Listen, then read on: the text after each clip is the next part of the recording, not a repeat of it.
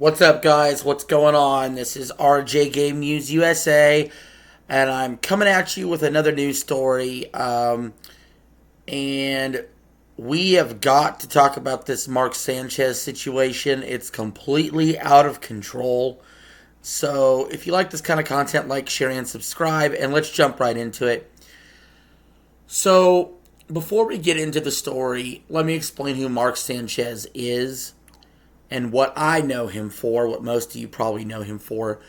He was a quarterback at USC in college. He got drafted to the Jets. He actually made the AFC Championship game his rookie year and his second year, but he really wasn't that great of a player. He ended up being mostly a career backup after that. He's best known for the butt fumble play.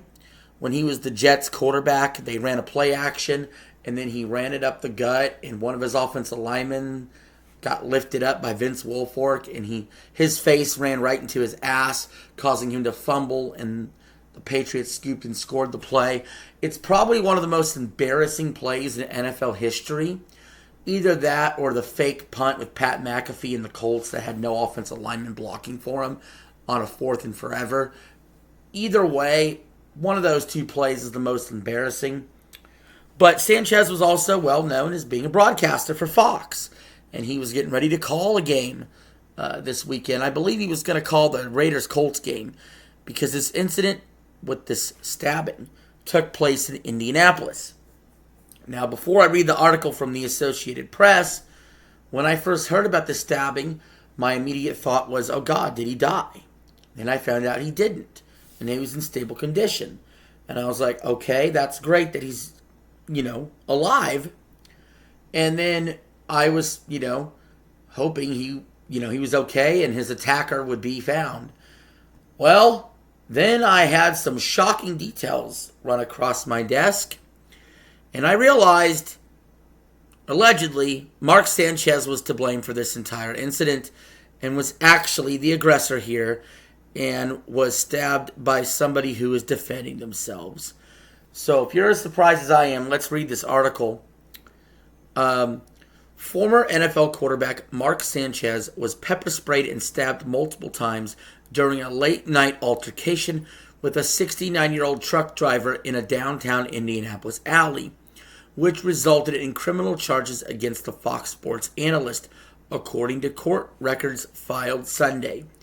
Based on hotel video footage of the altercation early Saturday and the driver's statement to police, a police affidavit alleges that Sanchez, smelling of alcohol, accosted the driver of a box truck that backed into a hotel's loading dock, leading to a confrontation outside the vehicle that prompted the driver to defensively pull out a knife.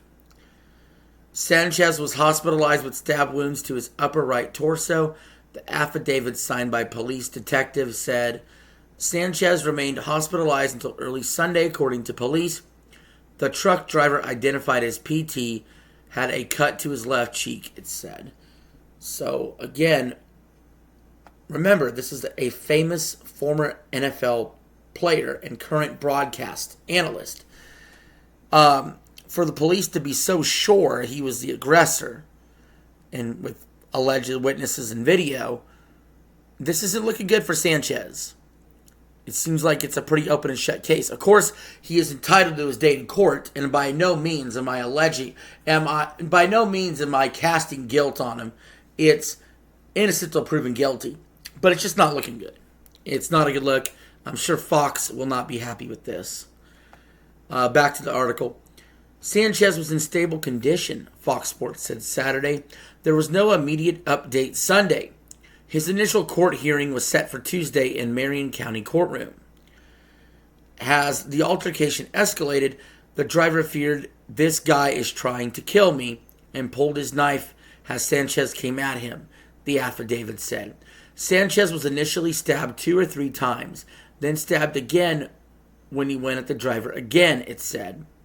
The next thing PT knew was Sanchez looked at him with a look of shock.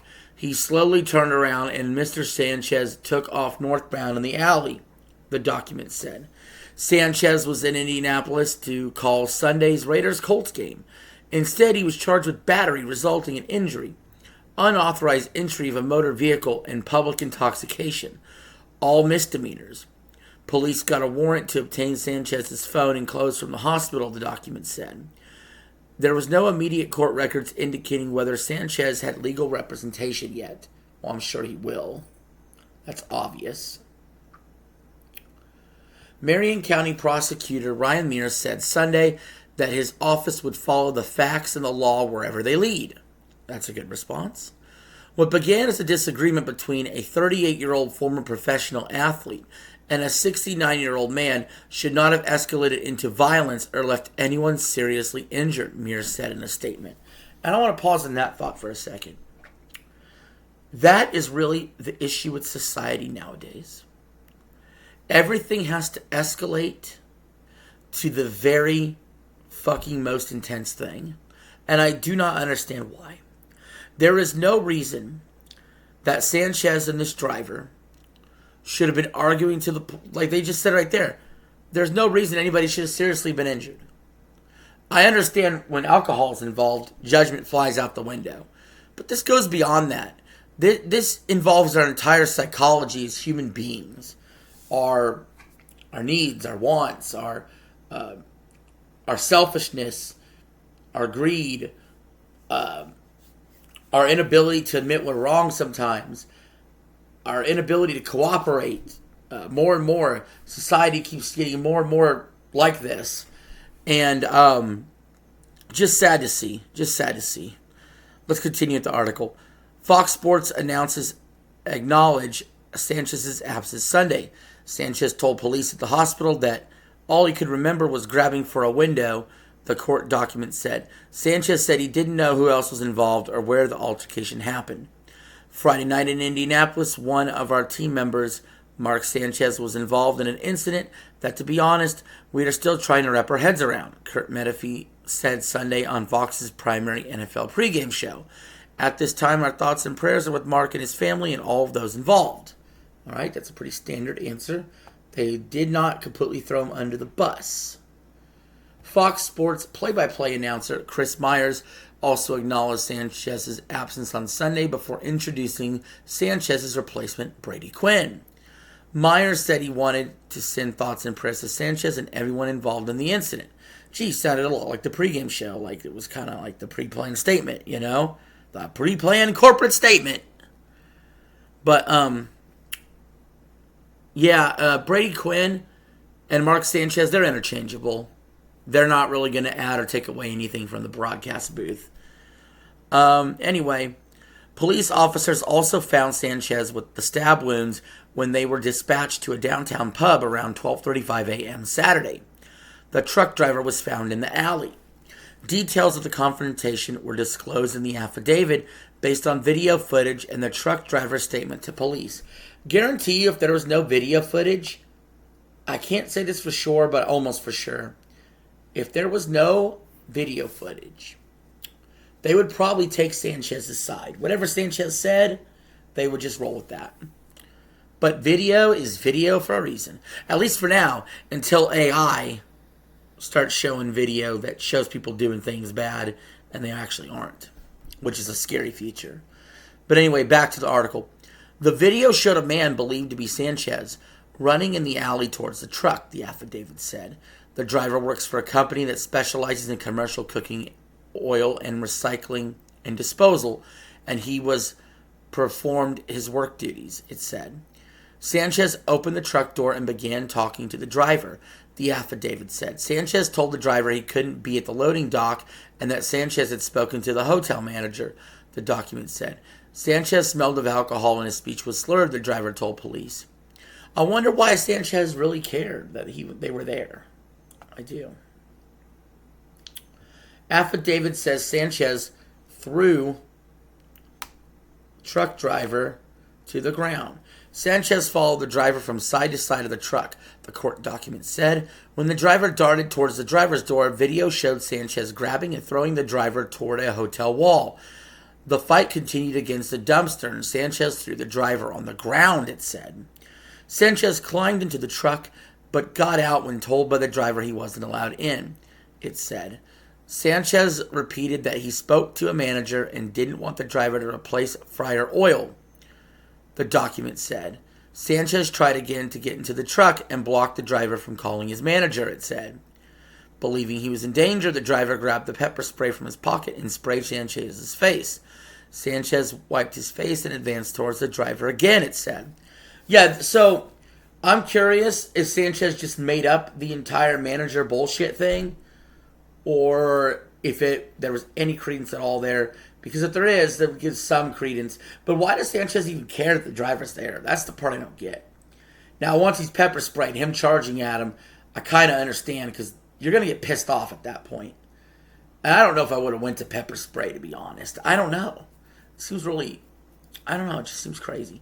But then again, this guy might not even know it was Mark Sanchez. It doesn't even matter it was Mark Sanchez. I don't know. I don't think so. Anyway, continuing with the article.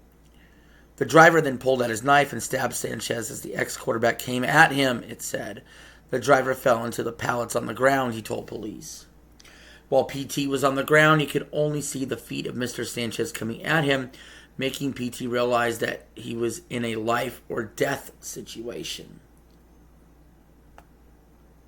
So, a few things I do have to say. It's going to be a little controversial before we continue this article. I do think, I understand this guy's older, okay? And he's defending himself. I do think he's right in the court of law.